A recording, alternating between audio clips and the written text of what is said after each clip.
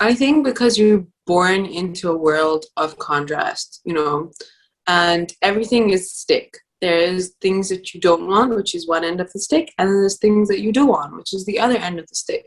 But how are you ever going to know what you do want if you don't go through what you don't want? And the thing is, this is a quote that is talked about so much. It's said so many times, but it's literally the basis of darkness. There is no darkness without light. If there was no darkness, light would not exist, And it's that journey that we set off on through that darkness. And I don't think we're born into that darkness. We're born into light. As children, we are so connected to our souls. That's why children can see things, can hear things, and are in general a lot happier than adults. It's when they start to grow up and they start to be taught otherwise that they start to, get into that system and, become more like adults because they're taught that this is the way to life.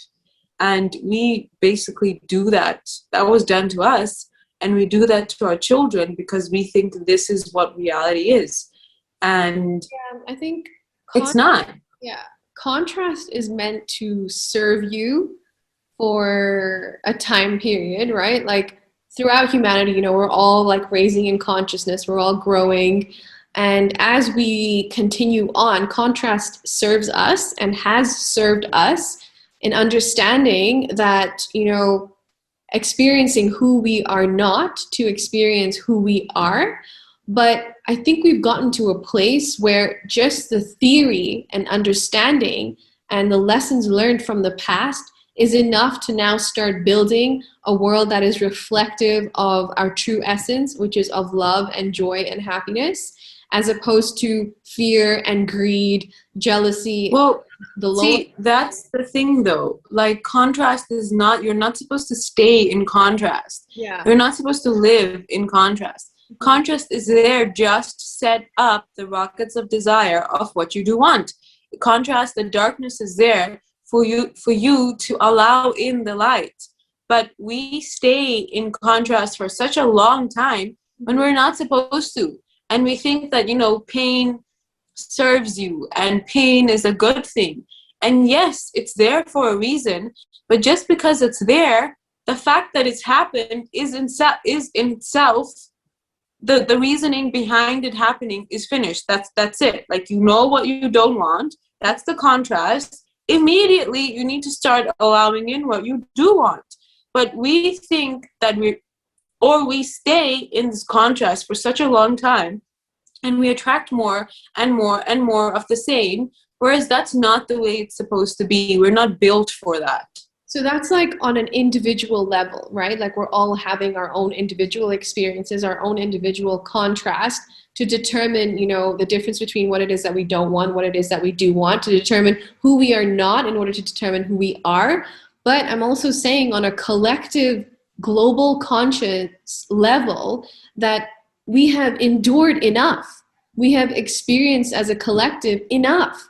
Like we have experiences, and our history has taught us that, we are not of hate. We are not of evil. We are not of separation. We are not of boundaries. We are all one and the same, and we're all here with the same objectives, which is to experience happiness, which is to experience love. So as a global collective, it's also interesting that contrast has served us, but knowing that we can move into a direction that reflects the opposite end of the spectrum, which is of love, right?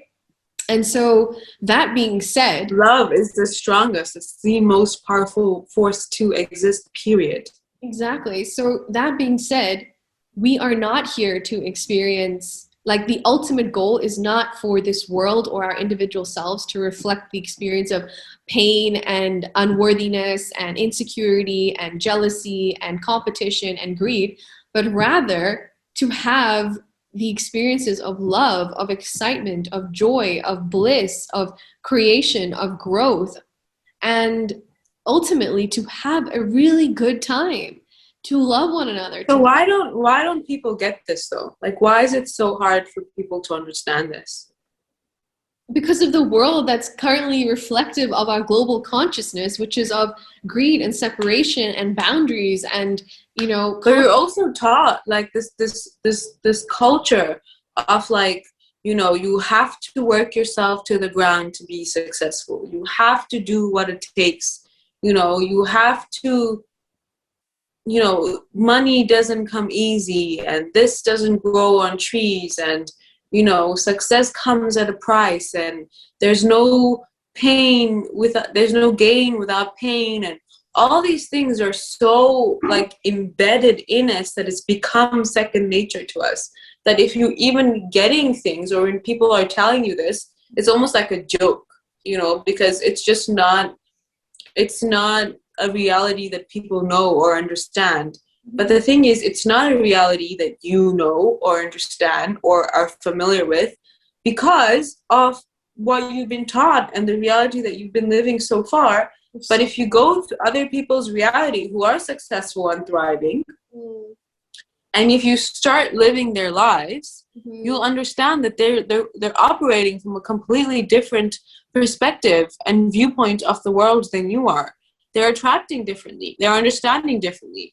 And the main thing that they understand is that they are worthy of everything that they want, and they receive everything that they want. Yeah. And that they create their own reality. Yeah. Like you're saying,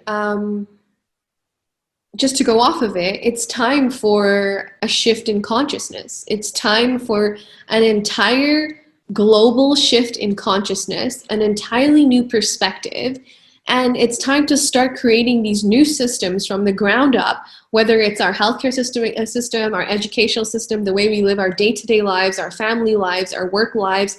It is time to change the system entirely, one that is not conducive towards or feeds greed and, you know, money and competition, but rather one that looks to the soul for answers, one that looks to spirituality for answers, and understanding that if we're all here to experience love, happiness, and joy, let's create a world in which we can all do that. And let's not discriminate between one nationality versus the other, one race versus the other.